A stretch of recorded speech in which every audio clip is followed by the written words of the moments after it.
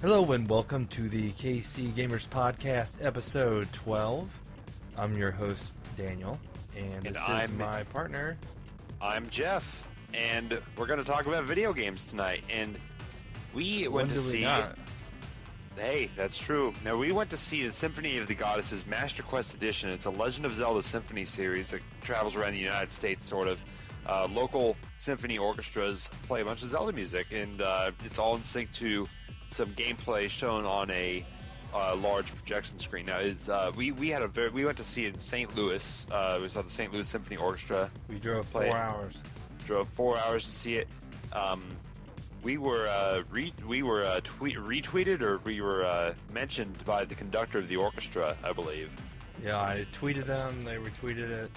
Also, yeah, the official Symphony favorited it too. So it's like I was about to say, hey, you should come to Kansas City next time. Hey, there you go. Because I will go to it again. Would be cool, yeah. Because I would, yes. What I thought about the concert, the Symphony. Yes. We were in the back, and the only complaint, it wasn't really too big a complaint, was I think it might have been more of a problem with the seat, is I thought it was a little quieter than I wanted.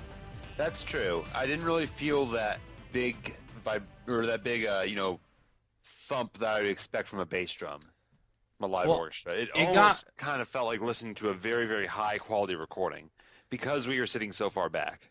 But we weren't directly in the middle, so that was nice. It did get loud. It definitely got loud. Yes. In the loud parts. But some other parts that were quieter, it was harder to hear. And then I start hearing people around me that might be chattering, and it breaks the immersion. And that's true. I believe when they were playing the Song of Healing, there was some kid sitting behind us, kind of trying to sing along with it. And I was about to deck him. And the guy with us, one of our friends, was so tired, got no sleep, and he's passing out next to me. He's like, "You there?" Yeah, I'm here. And he's sorry. Passing out. Yeah. And I elbowed him and what the hell you doing? Mm-hmm. It's like, but yeah, I believe overall I had a pretty good time. My favorite part of the whole presentation was the part where they were showing the cutscene in Ocarina of Time when the Deku Tree is explaining how the world came to be and whatnot. It was that cutscene, the orchestra actually playing the music live, in sync to the actual cutscene being shown on the screen. That was really cool. That was probably the height of the whole thing for me. Well, I thought Ocarina of Time is probably my favorite of all of them. Just the games, Wind Waker, Majora's Mask are with it. I thought Ocarina of Time movement was strong. Wind Waker was strong. Majora's Mask was strong. Majora's Mask got 2 movements. Majora's Mask was probably the second Majora's Mask movement was probably my favorite of and it's heavily all of featured because it was released, the 3D version. That's also true. Yes, and they've mixed things up since they first started doing it. There was no. I was disappointed that they didn't have track number 1 from the. You remember the orchestra, the disc that came with Skyward Sword? The first track in that was the best track in that whole thing. And they didn't they did play that. No, they didn't. They played some songs from it. Dragon Roost. They didn't play the Spirit Track song. They played Dark World. Yeah. They didn't play any Spirit Tracks music, did they? No, they did. They did. The boss. The boss. Yeah. The boss theme. The whole, when they were doing all the bosses. Mm-hmm. Mogera Battle and all that. Oh, yes. And, of course, the N64 boss battle music is the best. They had a boss battle medley, I believe. That was playbill. I was like, damn it, because it was a little quiet, and I'm like, this should be loud. Yeah. I want to hear the bass. To me, I feel like, for me, the volume didn't really seem too bad, but again, it's been so long since I had been to a symphony that I wouldn't really have known the difference. It wasn't. So. I've never been to an actual symphony hall and listened. I've been to a concert at the Sprint Center, which is a huge arena, and they had to pump it through speakers because there's no way And of course, that was Star Wars in concert. That was fantastic, which was Now, similar. according to an ad that was included in the playbill, it said that they are also going to be doing a Pokemon Symphony sometime in the near future. Now, I'm not sure how that would work. I'm not sure that would work too well because I haven't played the Pokemon games. Gamer confession time, I guess. I've never played a Pokemon game. Do you have any grounds to talk? Yeah. Well, the thing is, they have a lot of shared music between those games, don't they? It's new music every game, though. There's not really that much shared. Okay, I assumed there was. There's a new battle theme probably every got time. They probably got plenty of music to. Yeah, there's new music every game Yeah. Well, and I was blown away by the Symphony of the Odyssey. I thought the strongest one edition. The strongest one. It was like one. It was kind of under the radar. Was the Link to the Past one? That was what they ended with, I believe. No, they ended with Skyward Sword. Oh, that's right. Which I thought was one of the weakest ones because they didn't really play any like grand epic music. It was just kind of the calmer. And it was music. Like that's not how you want. I want to end it emotional. Yeah, it was still a really good ending. Like the whole thing was really, really good. That was like top notch. Yeah, the whole symphony was very well done. I would go again if it was. Oh yeah. I wouldn't drive 4 hours again. Fair enough. It was like the last one ever. I might if I had the money, but if they came to Kansas City, I would absolutely go there. And there's no reason for them not to come here. They've been to Indianapolis. Which is smaller than Kansas City. They've been to St. Louis, which is almost the same size.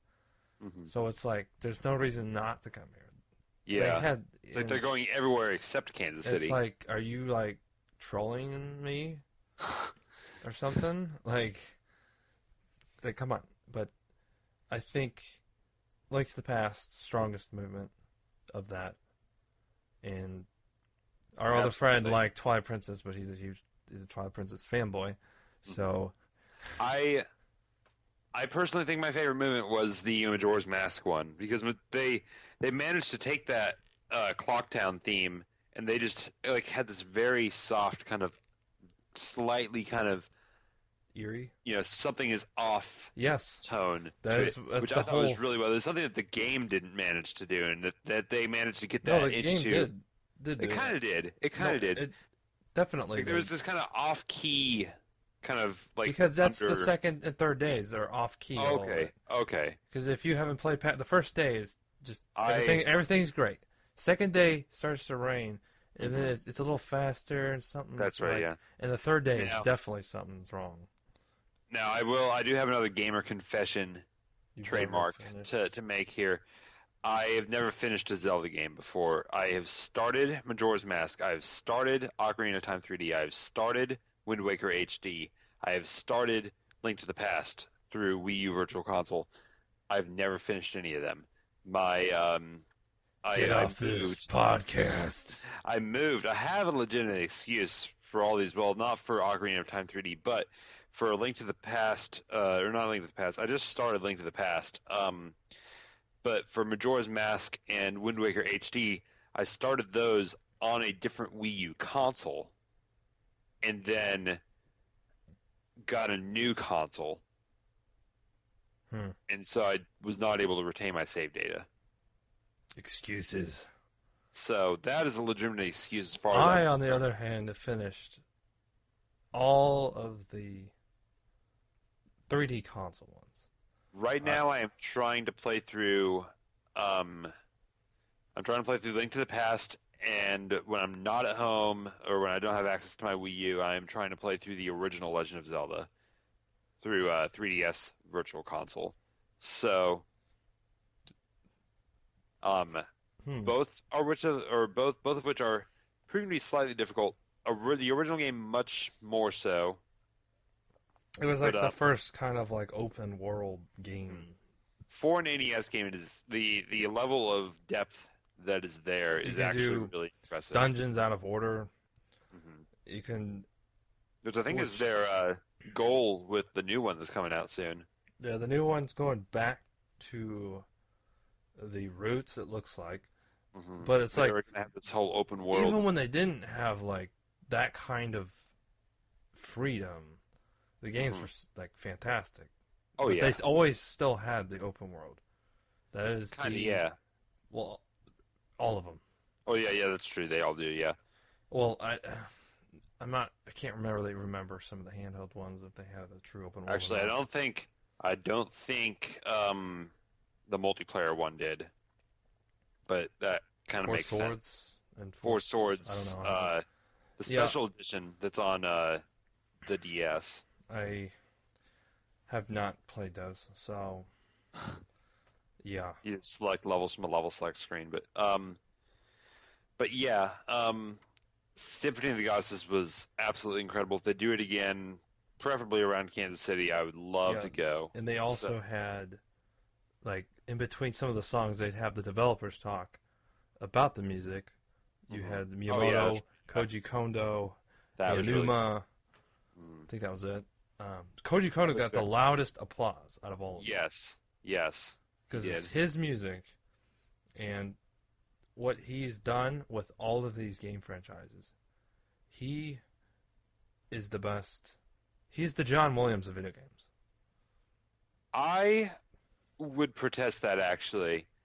I'd say he's very influential as far as video game music goes.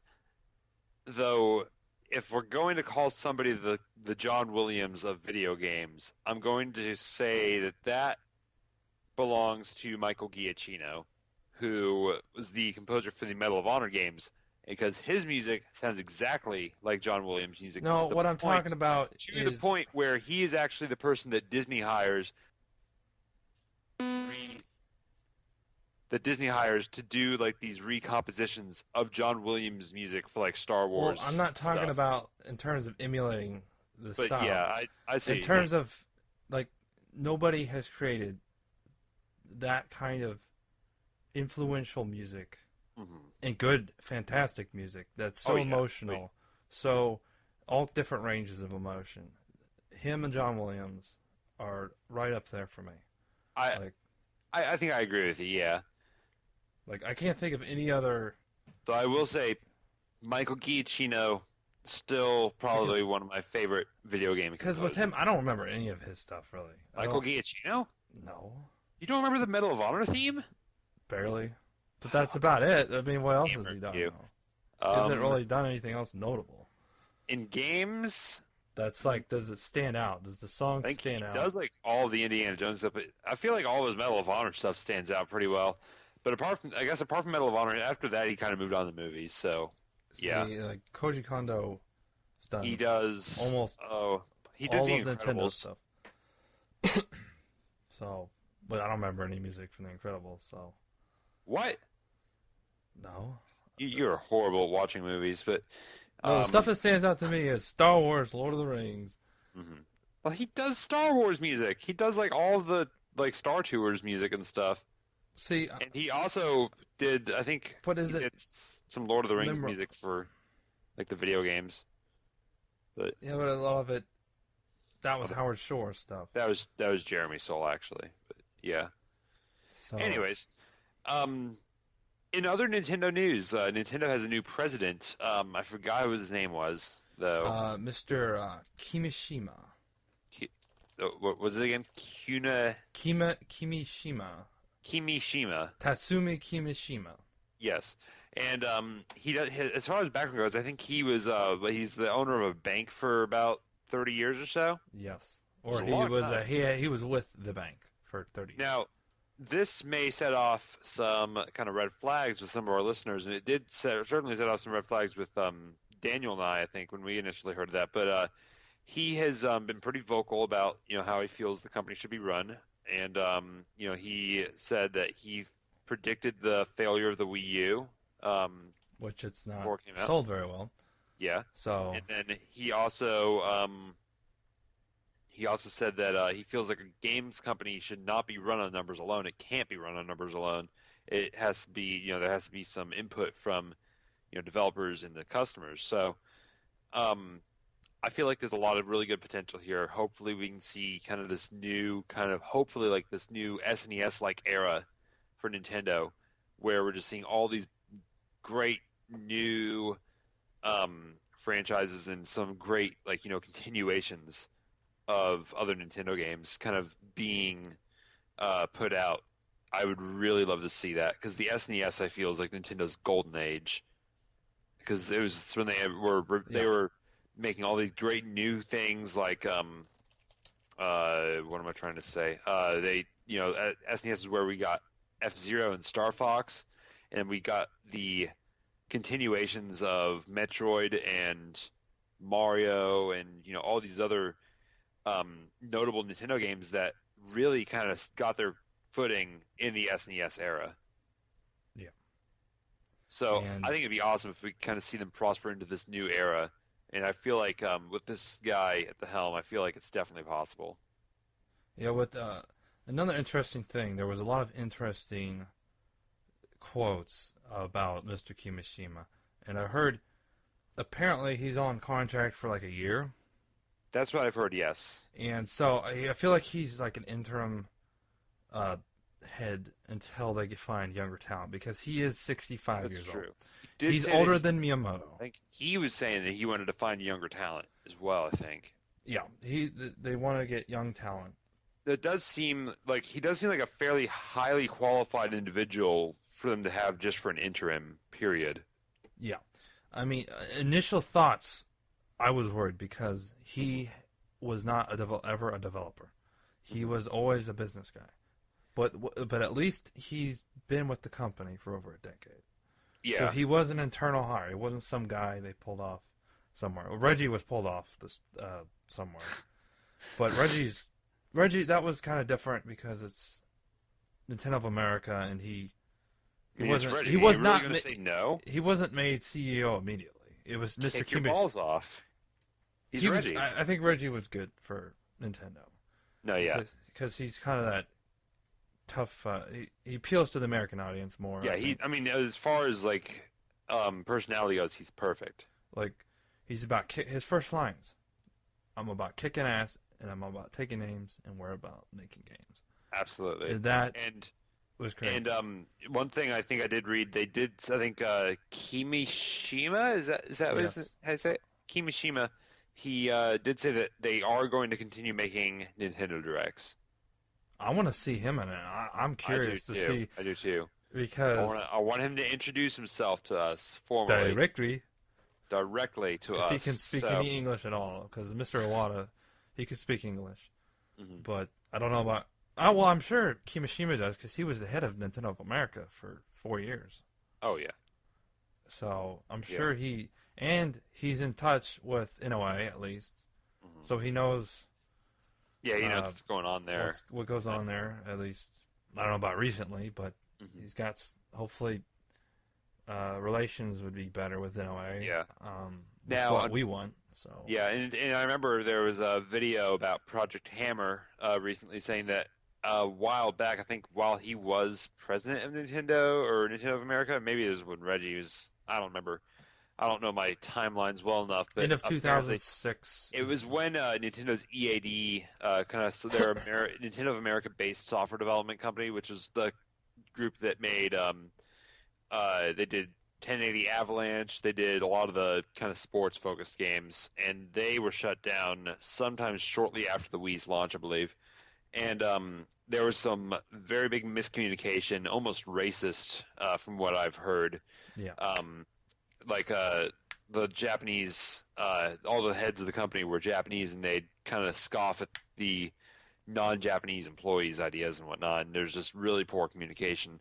Again.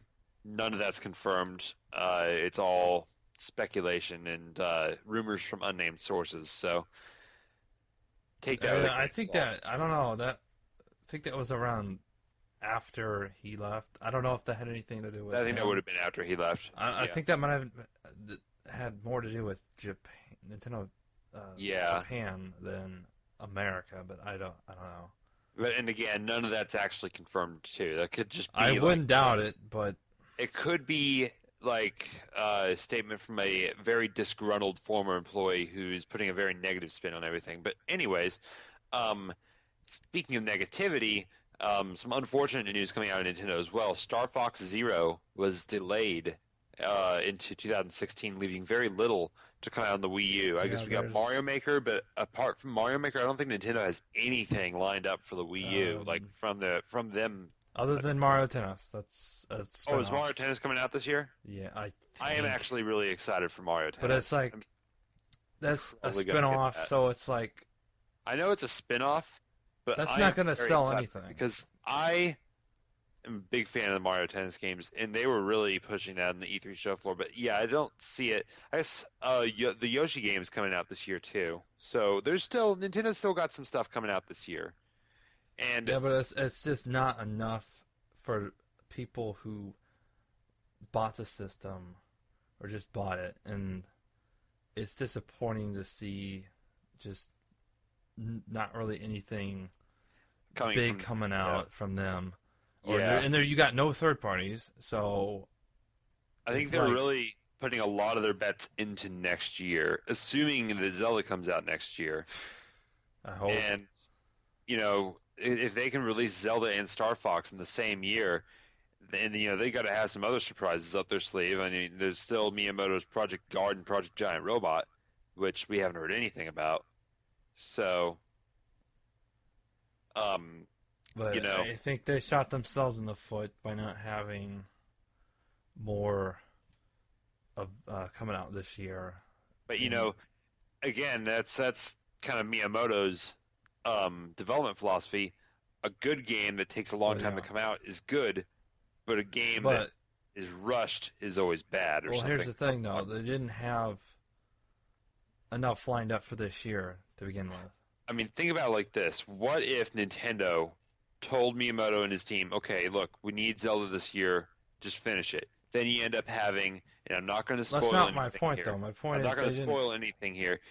We end up having this Metal Gear Solid 5 scenario where you're playing Zelda and you're like at the halfway point of the game. Okay, sure, awesome. You got these new plot lines. Awesome. This is cool. This is just new gameplay. Wait, now it's rolling the end credits. What's going on? Well, no. Here's the thing. Well, they didn't have enough lined up for this year. Period. Mm-hmm. I didn't think. Yeah, so they gotta have to do more stuff with Zelda. They should have known that Zelda would have. They knew Zelda had a chance of being pushed back because it's historically always happened. I do find it a little odd with Star Fox though, because Platinum Games is working on that, and they're usually very efficient with their development. So I don't know. Well, Nintendo is still part of the team, I guess. So, it's nice that they're taking the time, but it's like, you need. I want the perfect Star Fox game, and that's all that matters to me. But looking at it from a business perspective, they should have had a plan C, and I guess their plan C was Mario Tennis and Yoshi. So, but and it's then like of course the Amiibo stuff as well. It's like you got that Animal Crossing Mario Party game coming out this year. The fact that they announced the NX, it's not helping the Wii U at all because no one knows what it is. They're still being very vague about the NX, and that kind of brings us on to our next topic. Recently, Nintendo published a patent, or I don't know what the term would be. They filed a patent for a controller that we are assuming, I believe, is for the NX. I don't know if it says anywhere on there that it is specifically for the NX. But it's kind of a small, I want to say Game Boy Advance sized device based on the picture. It's got a screen built into it, much like the Wii U gamepad, and it has, according to this image, it has 2 control sticks like the Wii U gamepad. They appear to be kind of like control nubs, like what the 3DS has, though. And it has a directional pad, of course, and it only has an A and B button. It's missing X and Y buttons. I don't think I saw start or select buttons on there either. And the shoulder buttons still click in like buttons. They're also rotatable wheels, sort of, which is very interesting. So I'm not sure what exactly it's supposed to be. I think the main point of the image is that it has a screen and that it has these weird like rotatable, clickable wheel things for shoulder buttons. So it'll be interesting to see what they end up deciding, what they end up making of that. I feel like what we could be looking at is an image of the NX itself. Like maybe it's a standalone handheld gaming system that's about the size of a Game Boy Advance, and I feel like maybe it's going to what they said previously. It's going to be a companion device for the Wii U and the 3DS, and I feel like we're not going to know more about it until E3. Which, like I said before with the show, I don't know if there's going to be that big of a market for that. Yeah, it's hard to say.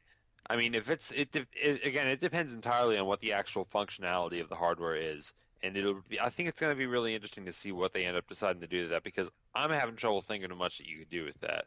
Yeah, it's like, especially for people that just bought a Wii U, it's like, why would I buy that? Yeah, and I can see like maybe, oh yeah, this is cool. That's a second screen experience, but you already have that built into the Wii U, and everything else already has that with your phone. They have a second screen app that you just run on there. Like Fallout's going to have it, Assassin's Creed 4 had it, Metal Gear Solid 5 has it.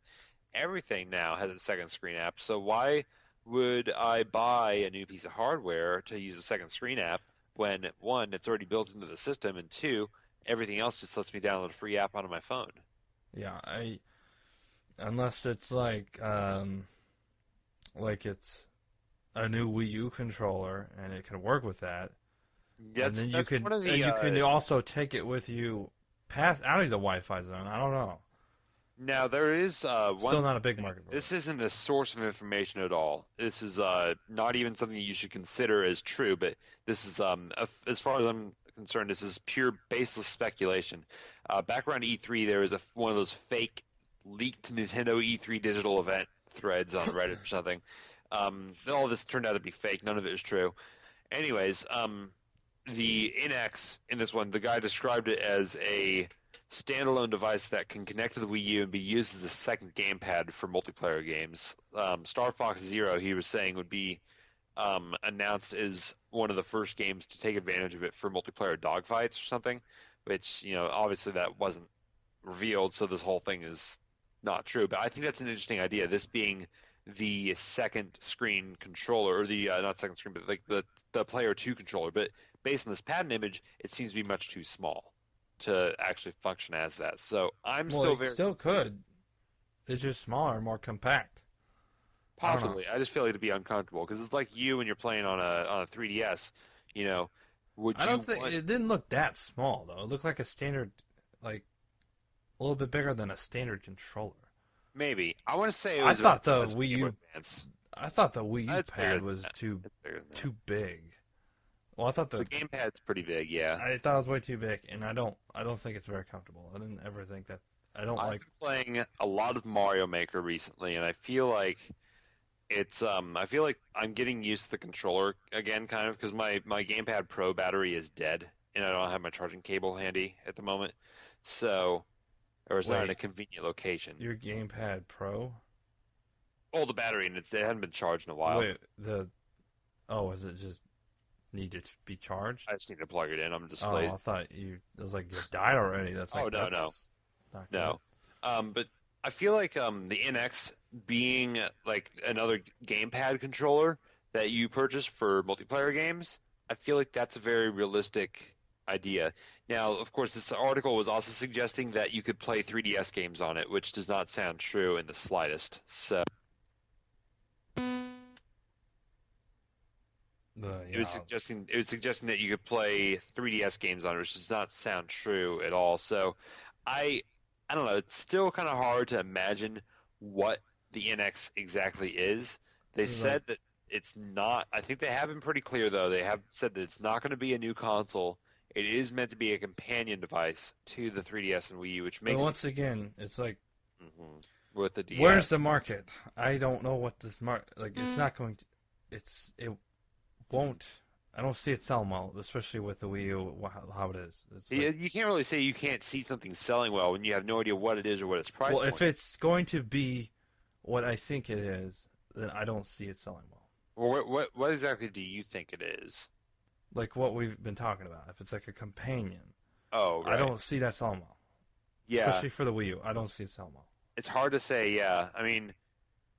Yeah, it's hard. I mean, maybe if it's something that bridges the Wii U and 3DS together, like maybe allows you to play your 3DS games on your TV, because I know they've been doing DS emulation. Well, but, even that would have more appeal than just what we were talking about, but once It again, could be like a 3DS player, maybe. it like it could play Wii U and 3DS on it. That'd be cool. That would have a bigger market. That would definitely That'd have a be bigger cool. market. But once again, I don't. Because that was another one of these. That was another one of those bogus E3 rumor suggestions that it was basically going to be like a Game Boy player sort of, in which you would plug a 3DS game into the NX controller, and that NX controller would connect to the Wii U. And the idea is that it would play your 3DS games, and if you had a 3D TV, it would play them in 3D. And that's a really cool idea, my opinion. Maybe it's the new handheld. I don't know. It could be the new handheld. Yeah, I'm very excited to see what it is. It could be. I don't know.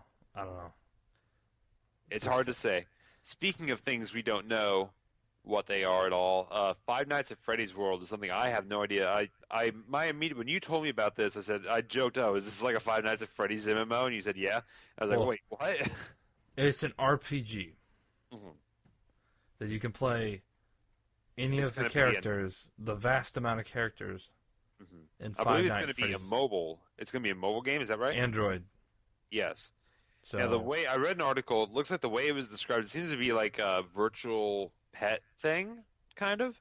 You have the various characters, and they all have their own properties, and you can each of them has like their own abilities. So you kind of like have them all in this virtual world and kind of walking around. I'm not sure what the point of it is yet, but he did describe it as an RPG. I'm guessing it's maybe something like Fallout Shelter, like one of those builder games, maybe. I don't know. I won't have any interest in it. So build your own Freddy Fazbear diner pizzeria. I'm just going to tell you, it's going to sell ridiculously. I think it's going to be free. Or if it's free, it's going to have a lot of people playing it. A lot of people playing it. Oh yeah, It'll rake in cash. Shop, probably. It sounds like I feel like I'm liking the idea of like a builder game where you build your own Freddy Fazbear pizzeria. That sounds really interesting, and you like have the various animatronics in it, and you like depending on the configuration of stuff, like maybe you have like a night guard who can survive however many nights, and you have to like hire new ones every once in a while. I like that idea. Scott, we'll find out. Scott, I'll do it for you. $50. Contact me. KCGN mailbag. Send it our way. $50? Probably more than $50. We can negotiate a price, Scott. Just contact me ASAP through our KC Gamers mailbag. I don't think we've gotten any mailbag mail. Nope. No. Send us mailbag mail. It's on our Facebook page, I think. Anyways, but yeah, Five Nights. It's called Five Nights at Freddy's World. Is that right?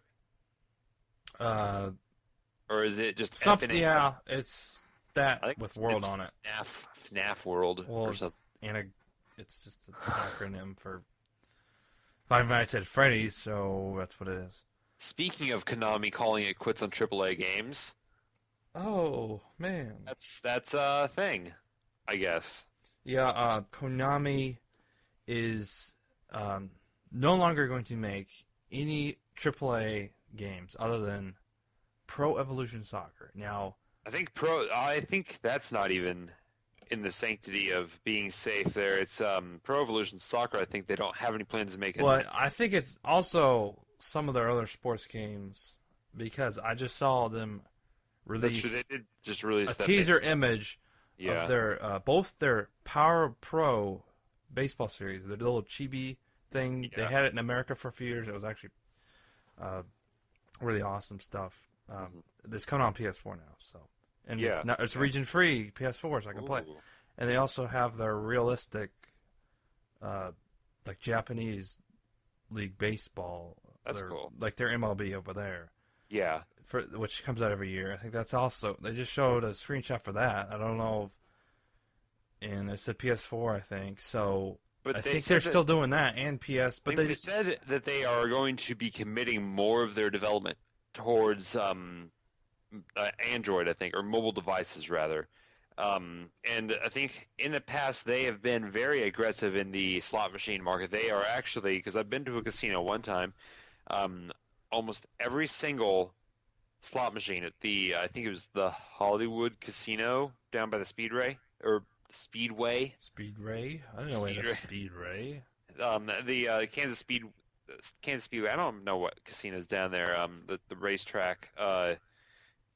But almost every slot machine there was by Konami, and I know Doesn't Sega do those too? I don't think I saw too many by Sega. I think that they're more. I know they have a Japanese market. A love for that because Sonic. But I don't know if you've ever seen casinos. I don't know if you've ever seen the trailer for the Silent Hill pachinko machine, but it is the reason that a lot of people really, really hate Konami, apparently.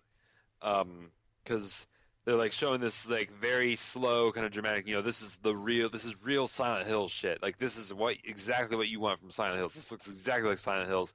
Slow image panning over to Pyramid Head, and then pull the lever, and then explosion sound effects, and then bonus, and then 2x multiplier or something. And it's just like going berserk. There's like money flying everywhere, and you're like, money. What is this? I thought this was Silent Hill, and it's revealed that it's really the Silent Hill pachinko machine coming to a casino near you exclusively from Konami. This is what you want. I'm just curious who's going to get all the IPs, or which company's going to get which IP. I don't think they're if they give them up. IPs. I don't think they're giving them up. That was never mentioned. But if they're not going to make any games for them, they're just going to hold on to them? Oh yeah. They're Konami, which, from what I can tell, they seem to be turning into Capcom, which means they're just going to be sitting on like all of the IPs that people actually want to play, and just doing absolutely nothing with them. They could sell them and get some money for them. That's not true. They will be doing something with them on mobile. Metal Gear on mobile now, forever. Get ready. Maybe we'll see social ops in America. I would be happy about that. I want a console game. Well, I don't think you're going to be getting any more of those from Konami. So, which is unfortunate. Someone buy it out, damn it. Yeah, I don't think they're in a bad spot though. This is a very strange. Well, 5 is selling like no one's I imagine business. It is, yeah. And they still have, all their stuff they had going out. Or coming out, or Metal Gear Online's coming out later this year, and then they also have Pro Evolution Soccer 2016 as well. But that's it, as far as I know. Well, and then their Power Pro stuff. Oh yeah, Power Pro, yeah. So it'll be interesting to see what ends up happening. I'm interested but scared at the same time to see what they end up doing with because they have. Some beloved franchises. A lot of stuff. Castlevania. Yeah. So it's concerning but interesting at the same time. I'm not feeling like a Castlevania mobile game is going to really captivate the hearts of I don't think any of mobile game is going to captivate any gamers' hearts. That I will say there are some mobile games that are very, very good. Cannibal, for example, is perfectly suited to the mobile. Yeah, but I mean, like, strictly mobile, that's not going to satisfy That is strictly mobile. No, I mean, like, not releasing anything on a console ever again, and just having mobile. Yeah. Not going to satisfy anybody. To say the least. I'm not sure what they're going to end up doing to that. Again, this could be maybe something that was lost in translation, but I don't know. We'll see what they end up doing. It's a mess. Yeah. So recently you finished Metal Gear Solid 3 and you've started Metal Gear Solid Peace Walker. And so what are your thoughts on Metal Gear Solid 3? We'll start with that. It was a horrible game. I was kidding. It was horrible. Disgusting. But I thought the final boss was the best in the entire series. Best boss fight. I agree with that, yeah. Because, you know what? I sit here and I don't even care if I... Spoiler alert. Spoiler alert. I mean, it's been 11 years. Everyone should probably know by now. I even knew before I played it. I knew you killed the boss. Oh, hey. I didn't even know that, and I've played that game though. I feel I like was that like, boss what did you... fight. That boss fight it capitalizes on the whole CQC system that you use throughout the whole game. It really makes you use that system and really makes you use every element of it. There's The nothing like it. There's Shagohod. nothing like it in any of the other games. And then yeah, you have the Shagohod, which is really cool, and then you have like all this other stuff. Um, but basically you see like you see the machine that started the whole line of like Metal Gear weapons Yeah. platforms, and you see, the birth of Big Metal Boss, Gear. and then you see everything. It's so You awesome. see the origin of the term Metal Gear, Yeah. what was his face? Some Russian dude, and I don't remember his name. Was that the guy that was like drunk? Yeah. That guy is like, yeah, that guy. Because he had a design for a bipedal model, but the I call it Soviets. bipedal, and I hear him say bipedal. I'm like, it says pedal in it. But he ended up. The Soviets ended up choosing the Shagohod's design instead, which he was upset about. So he just went into his office and started drinking. And you find him, he's like, "Yeah, I'll tell you all the secrets, or whatever." Just tell you all the secrets. I'm drunk. I don't give a fuck. So, your overall thoughts on the entirety of Metal Gear Solid 3? What are some of the things you didn't like about it? How about that? Clunky controls. Like, true, but you get used to them. Yeah, but I would pop up with every time I get to some weird geometry. Oh yeah. He would pop up and alert everything. Like once again, I said this on the last one. I think the AI is too smart and too dumb. At the same, I kind of give it a pass because it was 2004.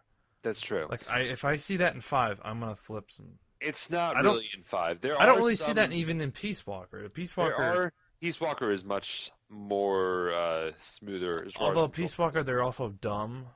I think they're just dumber. They're not too smart. They're like too dumb. Mm-hmm. So they're consistent. 3 was not really consistent to me. I felt like it was when I played it, but it's been a long time, and I've got a very skewed memory of it because it is my favorite game in the series. I just love how slow it is. That's like a criticism. I thought it was too slow. Once again, that's the thing. I love it because it's too slow. That's what I love about it. Well, I don't like. Which is a weird position to have. The alert phase takes way too long. There's no reason that should take. Oh, what? Don't set off alerts. That's about the only advice I can give you. But no, I don't remember in any other Metal Gear game it being that long. That's true. It does take a while to die down. Like it literally is like what? I think 3 it's minutes? actually dependent on how close you are to enemies. I think like it'll go down faster if you're not very close. It's not always an option to get out of there because you'll get killed. There's no way. Well, you'll keep setting off the alarms. I mean, on the normal difficulty, what was I trying to say? The damn notification threw me off. I'm sorry. We can go ahead and edit that out. Who cares? Yeah, the what was I saying? But yeah, I feel like with 3, it did have very clunky controls, and the alerts do take a long time to kind of die down. But there's ways to get the alerts to die down faster, I think. I just don't remember too well because it's been such a long time. But oh yeah, I was gonna say like your health is ridiculous. Like you could get shotguns. Oh, and you're still alive. And you just have to go to a healing screen. That's a much less of a problem in Peace Walker. You'll get fucking killed. Oh yeah, and the thing with 3 is you get shot in the face of the shotgun at point blank range, and Snake falls on the ground. He's like, okay, hang on, takes a knife, just like starts digging all the bullets out, and then puts band-aids over them. Not necessarily in that order. And goes to the codex. Starts talking for an hour. It's like, hang on, I gotta talk to this dude about James Bond movies. Hang on. Can't say I have. But yeah, that's 3. I've talked enough about that game already. And then Peace Walker. You've started it. You have just infiltrated the base in Nicaragua. Yeah, I don't want to. I don't really want to spoil this one as much because it's Okay. fresher. Yes. It's only 5 years old. So it's a PSP game, but I'm playing it on the HD collection on Xbox 360. That is the way to play it through the HD collection. I feel like some of these bosses, I'm like, I need help here because Oh yeah. the ammo, you got like no ammo. You what you want to do is you want to research the support fire and Yeah. support I do supply that, markers. and I have to use all of those. Like I for one of those bosses, like the one when you're about to enter the Peace Walker base, it's the one that has treads. I exhausted all of my supply. I believe. The cocoon. I exhausted all of my supply. Yeah. And the thing about those And bosses, barely not scraped only by. the AI bosses, but the armored vehicle bosses as well, they are incredibly complex. They have so many different, things. You can actually capture the armored vehicles. If you damage them in a certain way, you can actually force the driver of the vehicle to pop out, and you can tranquilize him. And if you tranquilize him or kill him, then you can take the vehicle That's and take it what back I've to been base. doing. And then you can use it in the outer ops. That's what I've been doing. But it's like they say to kill enemies. You can just kill enemies. It's like I do that, and then it's Why like would you kill the enemies? or not kill them, or like kill them, like eliminate, neutralize. Or yeah, neutralize. When they say neutralize, they mean kill or extract. Well, yeah, kill or extract, So which I did, and then you still have to attack the tank a lot though for the guy to pop out. yeah, that's true. You do have to They do a don't lot of tell damage you to that. the armored vehicles in order to actually. They just said neutralize the enemies, and I did it. And he's like, Yeah. "Don't worry about the I think- tank." I'm like, well, I "I wanna gotta worry say- about it." Yeah, you have to knock out the soldiers, and then I think you have to extract them in order to. You have to extract all of the soldiers to get the tank commander to pop out, or something. Another It's some thing, really weird, convoluted system. this game, I've never played anything like it. It's Mhm. very different, but it's way more fast paced, especially to 3. 3 is like the slowest. This is like the fastest, Mm-hmm. and like it's built like it's perfect for handhelds. Oh yeah, And absolutely. Also, the Yeah. cutscenes. I will say I played it on PSP originally, and I will say you do get some really bad carpal tunnel after I could about imagine. 20 minutes of playing or so. Yeah, the PSP was pretty bad with that, and I've never played it, but I've heard things. Mm-hmm. But also, like the cutscenes were like kind of like concept art. I really like that style actually, because it's done in the motion comic style. They did these motion comics for Metal Gear Solid and Metal Gear Solid 2. They were included in the Legacy collection. Fully voiced, basically motion comic, basically that style of cutscene for the entirety of Metal Gear Solid 1 and Metal Gear Solid 2. And it was for people who hadn't played them, who had trouble with the controls, basically. Hmm. So, since the controls in those games are kind of clunky, so they did the motion comics to kind of let people kind of know the story and what happens in those games, without having to actually play the games and try having to work around those clunky controls. Now, I really loved the cutscenes in Peace Walker, and I feel like the cutscene you just watched. For any of our listeners who have played Peace Walker, you'll know it's the cutscene right before when Snake is crossing the Nicaragua River, and he has a flashback to a thing, and you have to press R to shoot. Well, before that, you had to like rapidly press Y to avoid the missiles. Yeah, that was like I very felt like that was really creative. clever. Yes, but very good use of QuickTime events. But like I'm talking about the scene where you have to press R to shoot. That scene, like that level of emotional impact, I feel like that can only be achieved through that kind of cutscene. I don't think it's it can only be achieved through that, because I feel like having that with all 3D polygon graphics, you wouldn't have that same effect, really.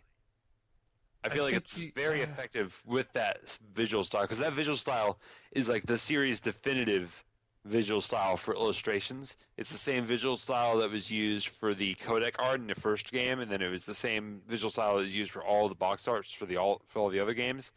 So I feel think it's less detailed than those. I don't know. Because it felt it's very sketchy. It is very sketchy, but that's kind of what rough. that art style is.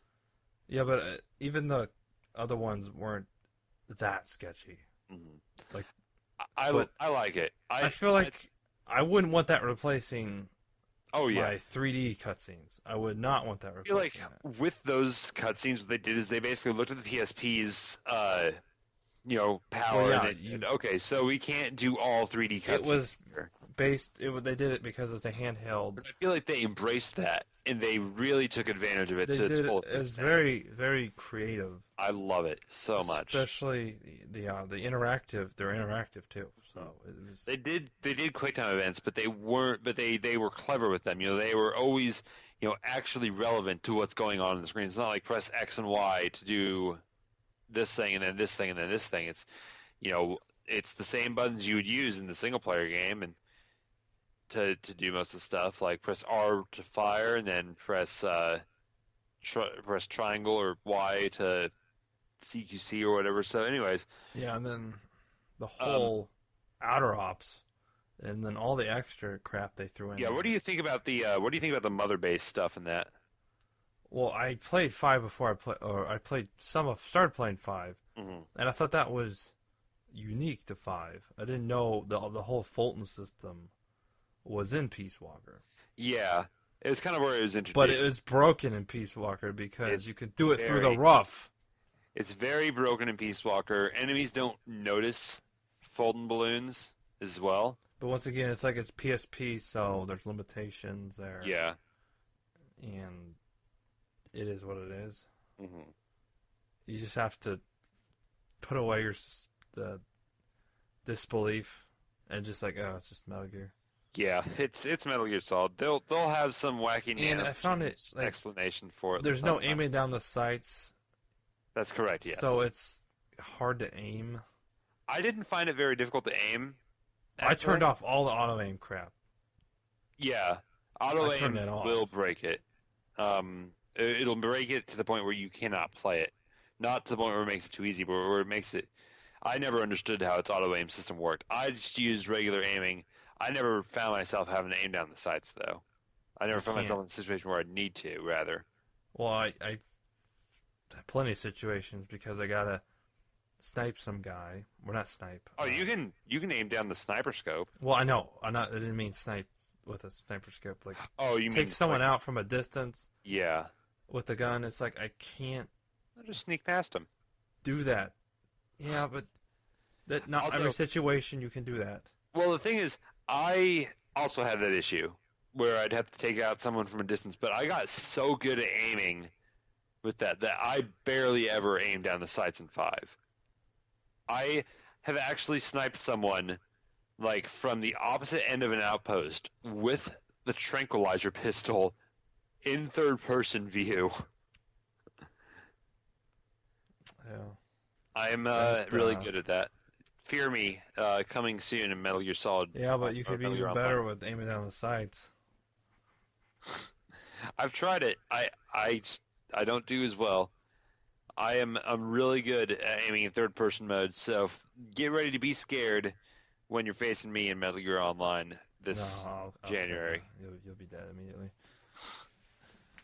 So and the whole outer ops, yeah, very interesting, but got boring. Yeah, through that. They do get kind of boring, and it's kind of a similar thing that was used in Assassin's Creed Brotherhood, and that's kind of what I'm always referring to when I say that kind of outer ops type thing. It's kind of boring in Peace Walker. It's improved vastly in 5. And the whole recruit thing, it's like it's the same thing over and over. It's very much more automated in 5. So because there's no reason for me the recruiting. There's no reason for me to fight that because you just toss the guy 3 times every time. Oh, that. Yeah. And there's no reason. That should be automated. That's odd that's a thing in there. I never really. It was just thrown in there, and it was like you recruit one guy. It's like.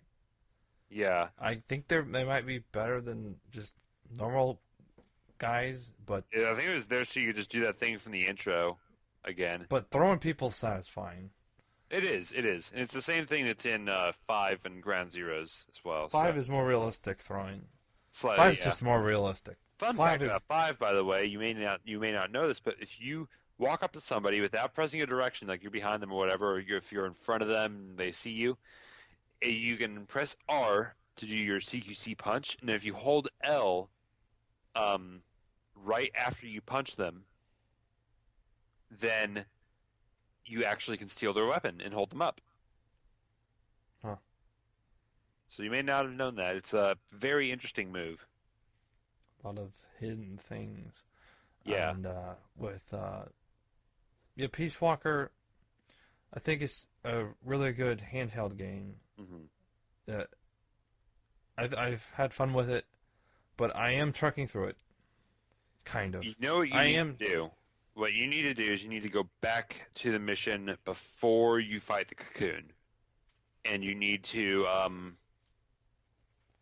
you go on some of the rooftops, and you'll notice a rooftop with it, because you may have noticed copyright Ubisoft on the title screen. What? You may have noticed copyright Ubisoft on the title screen. So you'll want to go to that mission before you fight the cocoon and just walk across the rooftops. You'll notice on one of the rooftops there's some hay kind of sprawled across the top of the building. You'll want to jump off right there into the haystack directly below, and you'll get a special item. And Miller will talk to you about the assassins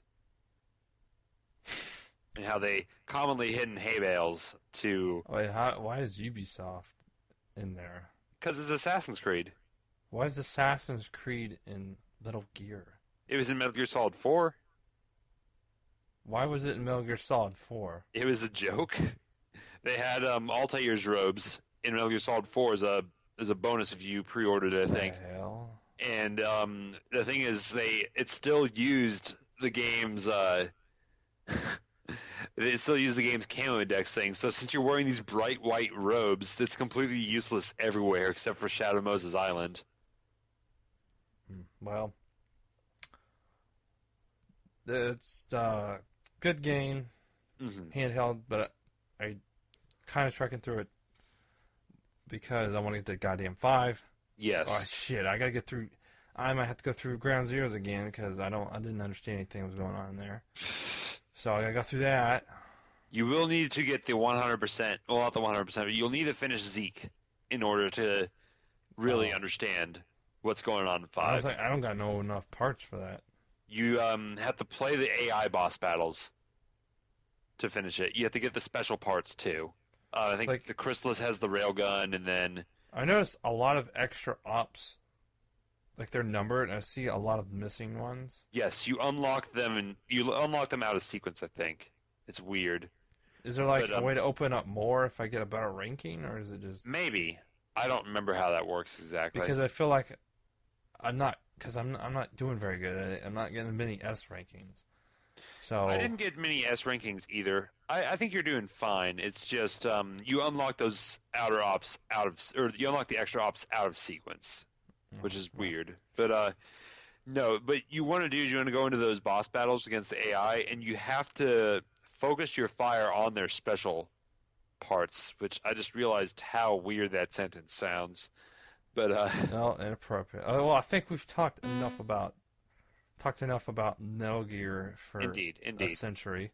Yes. So next topic. Yes. Well, deal of the week. Yes. The Humble Bundle weekly bundle. Yes. It's the Humble Game Making Bundle. It comes with, I believe, I'm looking at it right now. It looks like it comes with Game Maker Studio Pro. If you pay $6, you get Game Maker only Studio $6 Pro. That is basically the commercial license version of Game Maker. Oh gosh, excuse me. It's the commercial license version of Game Maker Studio. So anything you make with that, you can sell. You make money off of it. You'll also get a bunch of games made with Game Maker Studio, and then if you pay $12, you also get the Android export module for Game Maker Studio Pro as well. So that's pretty nice. And you also get the source code for some games that were made at Game Maker, like Stealth Bastard Deluxe, I think 10 Second Ninja, and a couple other games as well. So I think they're all made with Game Maker. So yes, games all made with Game Maker. So you get the source code for those games. I think a couple other ones. You get Death Ray Manta's source code. You get Spoiler Alert source code and source code for another perspective. So it's very cool stuff. Definitely worth checking out if you're interested in making games, or if you have if you make games with Game Maker already and you don't have Pro yet. Definitely worth picking up for $6 at least. So I'll be doing that. Mm-hmm. And yeah, $12. It was Android. $12 for the Android license. Yes. With more source codes and stuff. So yeah, that is a fantastic deal, I think. And then you don't even have to pay anything for this, but you can get L'Abbé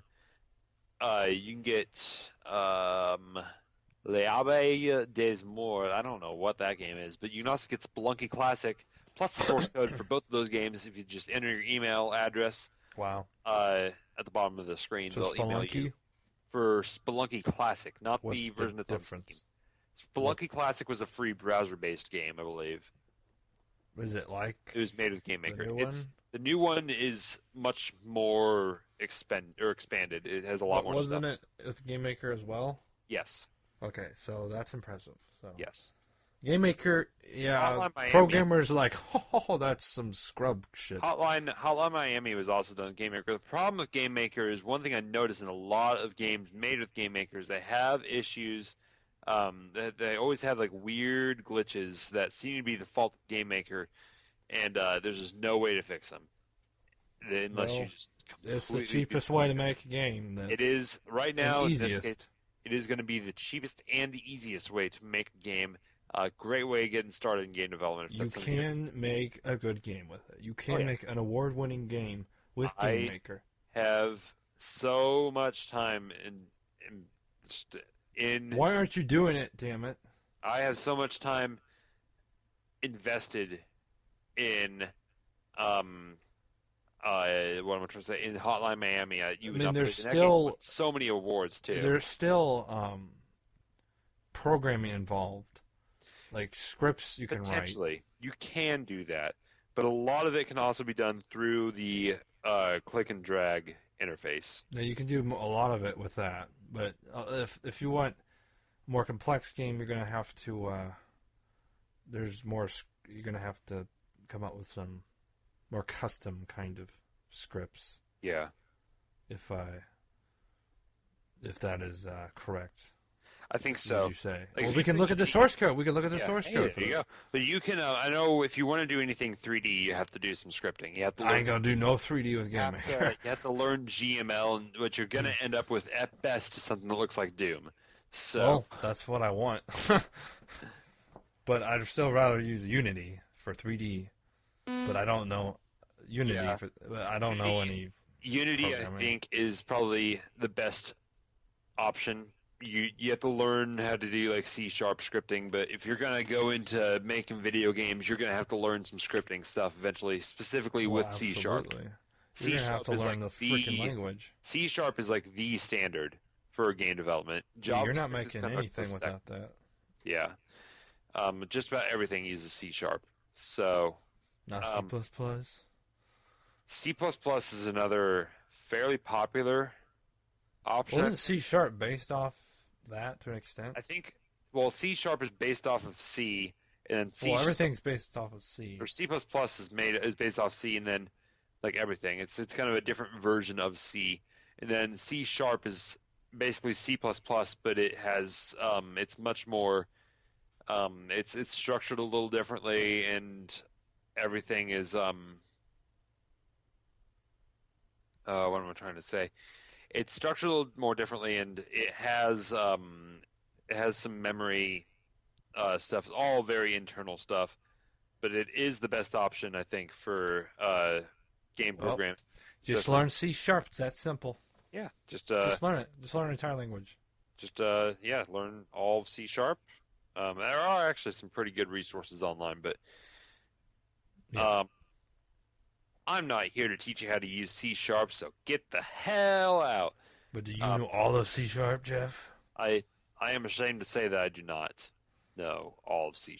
But I know We much. gotta get on that. We gotta get on that. We gotta make the game. We gotta make our game. We gotta Yes, the KCGN podcast video game based off the show. based off of the podcast. It sounds depressing. Dude, they did it with Wayne's World somehow. If you make a video game out of terrible though? It was, but if you can make a video game out of Wayne's World, we can sure as hell make a video game out of our. Well, the Wayne's World had more stuff going on than this. I think Wayne's World had Wayne jumping around with a guitar, just shooting musical instruments. It was really weird. All we do is talk. We did talked get our video review up. Check out our video review That's true, of yes. the unboxing of Mario Maker. Not really a review, but yes, I've been playing a lot of Mario Maker, and I believe there is a way I can share my levels with you, our listeners. I believe it gives me a level ID code for Yes. my upload levels, so I'll be That able to is share those with you guys. You can look this up. I'm gonna look and see if there's a creator or a maker ID code. But I don't think you want to play Jeff's levels. I don't think you want to do that. I don't know if you're feeling not misogynistic. Misogynistic? No, What the that's hell not the is word. Misogynist? Like what? How Misogynist. I don't. is this if like you're some? What is this, Jeff? Is that the right word? I don't know. No, 'cause that would mean you're like no. you don't like women or something. You're I'm talking about sexist. sexism. The word means you like to do difficult things that most commonly end up Masochist. masochist. If you're feeling like a masochist today, play my levels of Mario Maker. But Yeah, that would be the. Except I think we know someone who you really don't want to play their levels, probably. oh, really? If you're Who? thinking who I'm thinking. Well, I tried playing 100 Mario Challenge on because that's the mode where it just picks random levels from the internet, and it gives you 100 lives and just says go, have fun. And There you go. there's 3 difficulties to it. There's easy, which is just 8 levels, and then normal, which is 16 levels, and then extreme, which is 16 very difficult levels. And I'm not sure how they differentiate between levels that aren't very difficult and levels that are very difficult, because every single level I've played on there seems to be a freaking Kaizo level. So it's a very stressful game mode, but it's fun. Very fun. Because that's a full-fledged game right there. Yes, I enjoy Mario Maker quite a bit. I'm still unlocking all of the stuff, but it is very interesting to see ghost houses in Super Mario Brothers. So, So there's like levels. there's the 8-bit, the 16-bit, and the new. You have Super Mario Brothers, Super Mario Brothers 3, Super Mario World, and New Super Mario Brothers U. Because there's 3. So they Super Mario have 3. they have So there's 4 of them. yeah, there's 4 different games I think, and then you can switch between those, and each game has its own mechanics and graphic style. Yeah. And there's one item. There's also the special power-up item, which is unique for each game. For New Super Mario Bros. U, it's the propeller hat. For Super Mario World, it's the leaf cape. For Super Mario Bros. 3, it's the raccoon tail. And for Super Mario Bros., it's the mystery mushroom, which is it basically functions as a normal like power-up mushroom, but it gives you a costume that looks like a different Nintendo character, which you can unlock those by scanning Amiibo in on the NFC. Which I feel is just kind of But you can also unlock them by just playing the game. gimmicky, but You can unlock them by playing the game as well. Oh, okay. I love the Fox one because when you because each one has a lot of them have their own sound effects. It's like for jumping and when you actually get the power up and when you die and when you finish a level. And when you're playing as Fox, it plays as from Star Fox and SNES when you collect it. Wing ding ding damn it. And so anyways, the when you finish the level, it plays the Star Fox SNES level complete music, which is really, really cool. I want Shulk. And then Captain Falcon plays SNES F-Zero music, and Shulk plays some Xenoblade music. It's pretty. Is he feeling it? He speaks in Japanese only. God damn it! But he's still feeling it. Is he still feeling it though? I don't know Japanese, so he might be feeling it in He Japanese. better be feeling it. So I don't want the game if he ain't feeling it. But Sonic, I felt like they did something really clever there, since you can only use the amiibo costumes in the Super Mario Brothers game style. they're all 8-bit sprites. So for Sonic, they instead of using his Genesis sprite, they used his Game Gear sprite, which I thought was a cool touch. It still plays the Genesis music, of course, but and Rosalina and Luma, they have Rosalina has like actual like voice recorded sound effects for jumping and has orchestrated music for when you finish. And what I thought was really interesting is the Silver and Gold Mario amiibos actually do register in as unique amiibos. Oh, I heard they didn't. They do, because there's a Silver Mario costume and a Gold Mario costume that you unlock. I unlocked the Silver Mario one by scanning the Silver Mario amiibo. I heard it was just Mario is what those were, but nope. I guess if not. If you scan in the Mario amiibo, you get basically the same Mario sprite you already had with some new music, and he has the modern color scheme instead of the NES color scheme. So, well, we got off on a little tangent there. Small tangent. Had to talk about Mario Maker. I love it so much so far. We gotta make up for last week. Yeah, last week was a very short episode. We apologize again for that, but a lot of news. Yes, lots of news this week. So, thank you for listening, everybody. I think that's going to wrap up our show for this week. Be sure to follow us on Facebook, Twitter, and Twitch. Don't know if we have any streaming stuff planned. We haven't done any. I haven't done anything for weeks since Metal Gear Solid 5. I need to do a test. I need to do a test and see how well it works with my Wi-Fi connection. It's not a great connection, but I do want to give it a test. I want to see if it works well. So because that depends on your upload speed. Yes. So hopefully I'll be able to get some streaming content out to you guys soon. I'd like to do some Rocket League gameplay. Maybe some Metal Gear Solid 5 gameplay. I've been having some internet issues with my desktop, so maybe that'll probably have to hold off on that. But definitely want to do some Rocket League gameplay eventually. I feel like that could be a lot of fun. So yeah, for me, maybe to watch. But Rocket League's actually a really fun game to watch. Rocket League's actually a really fun game to watch, anyways. So. Especially if you have voice chat on and shit's going crazy and there's co-op of us, I get intense. I am intense. Oh yeah, Dan gets intense Rocket League, but definitely follow us on Twitter. There's some fun stuff on there eventually. And I think that wraps up our episode for this week. So yeah, I think we hit everything we were going to talk about. So. Yeah. So thanks for listening, everyone. Tune in next week. We're sure to have something to talk about. So yeah, we recorded this on Saturday, so yes, I think we're gonna get back on our Thursday schedule, right? Yeah, hopefully. So, anyways, thanks for listening, everyone. Tune in next week, and we will talk to you later. We will see ya. Have fun.